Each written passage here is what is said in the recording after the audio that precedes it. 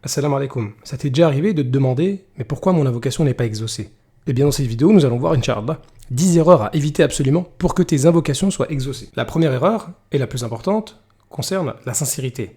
Peut-être que tu invoques Allah, mais pas pour Allah, pour être vu des gens, ou pour qu'on dise de toi que tu es quelqu'un qui prie ou qui invoque, ou bien même tu aimes être pris en photo en train de lever les mains vers le ciel. Lorsque tu invoques Allah, ça doit être égal qu'il y ait une, 10 ou 100 ou 0 personnes qui te regardent. Deuxième erreur, c'est un problème d'humilité. Tu invoques Allah, mais tu te dis, bon, j'avais une autre solution. Non, tu n'as aucune solution. Si tu penses que tu peux te passer des invocations d'Allah, eh bien tu te trompes. Tu as besoin d'Allah et tu as besoin de reconnaître ta faiblesse devant lui. Et c'était le cas des plus grands des prophètes qui n'hésitaient pas à reconnaître leur faiblesse lorsqu'ils invoquaient Allah le Tout-Puissant. Troisième erreur, c'est les péchés. Le fait de commettre des péchés sans se repentir. Si tu penses que tes invocations seront exaucées alors que tu commets des péchés sans te repentir, tu te trompes complètement. Le péché, c'est une barrière entre toi et l'exaucement. Peut-être que ça fait des mois, voire des années que tu invoques, tu n'es pas exaucé. Pourquoi? Parce que tu ne t'es pas repenti à cause d'un péché. Quatrième erreur, c'est oublier le droit d'Allah. Faire passer son propre droit avant le droit d'Allah. Alors que dans le Fatiha, nous avons Iyyaka na'budu qui vient avant Iyyaka nasta'in. Donc si on ne se rappelle d'Allah que quand on est dans la difficulté,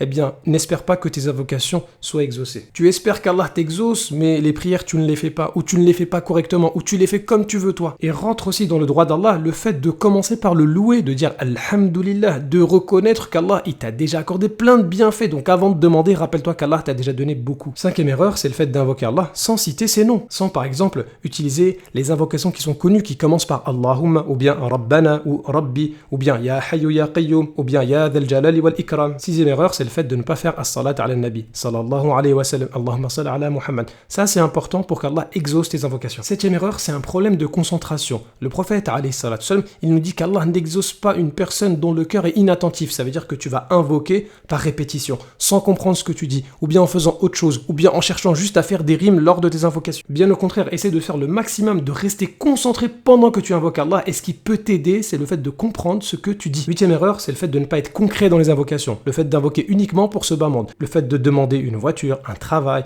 de l'argent, une famille, la santé, tout ça c'est bien, mais il faut pas que ça prenne le dessus sur les invocations qui concernent ton dîn et ton au-delà. Ce qui est concret, c'est le fait de demander qu'Allah t'accorde la guidée, qu'il te pardonne, qu'il te fasse miséricorde, que tu fasses partie de ceux qui prient. Regardez, Ibrahim alayhi salam, dans ses invocations, il demandait à ce qu'Allah azza wa jal fasse de lui quelqu'un qui prie. Et il demandait dans ses invocations à ce que Allah accepte ses bonnes œuvres, ses bonnes actions. Là, on est dans le concret, c'est ça le plus important. Neuvième erreur, c'est le fait de manquer de confiance vis-à-vis d'Allah. Le fait d'avoir une mauvaise opinion, de se dire Allah ne m'exaucera pas, ou bien pourquoi Allah ne m'exauce pas, Allah pourquoi il veut pas m'exaucer. C'est pourquoi il ne faut pas se précipiter dans les invocations et il faut placer sa confiance en Allah, puisque Allah il est Rabbul Alamin, celui qui peut le plus t'aider c'est lui, et il est aussi Ar-Rahman, Ar-Rahim, c'est celui qui veut le plus t'aider. Donc celui qui peut le plus t'aider et qui veut le plus t'aider, il t'accordera la meilleure des réponses au meilleur des moments. La dixième erreur, c'est un problème de constance, le fait d'invoquer une seule fois et de se dire pourquoi Allah ne m'exauce pas. Les invocations, il faut les répéter plusieurs fois. Regarde Surat al-Fatiha qui est une invocation, on la répète tous les jours. Allah Azza wa Jal nous l'a rendue obligatoire chaque jour lors de notre prière, puisqu'il aime la répétition. Donc l'erreur, ce serait d'invoquer, mais pas beaucoup de fois. Tu invoques une fois, deux fois et puis tu arrêtes. Non, il faut invoquer constamment. Et justement, le fait qu'Allah ne te réponde pas tout de suite, ça doit te pousser normalement à l'invoquer encore plus. Donc tu seras encore dans l'adoration. Et l'invocation, c'est la meilleure des adorations. Donc l'erreur fatale, ce serait d'invoquer une seule fois et d'arrêter. Non seulement tu n'auras probablement pas ton invocation exaucée, mais en plus tu arrêteras d'invoquer, donc d'adorer Allah avec la meilleure des adorations.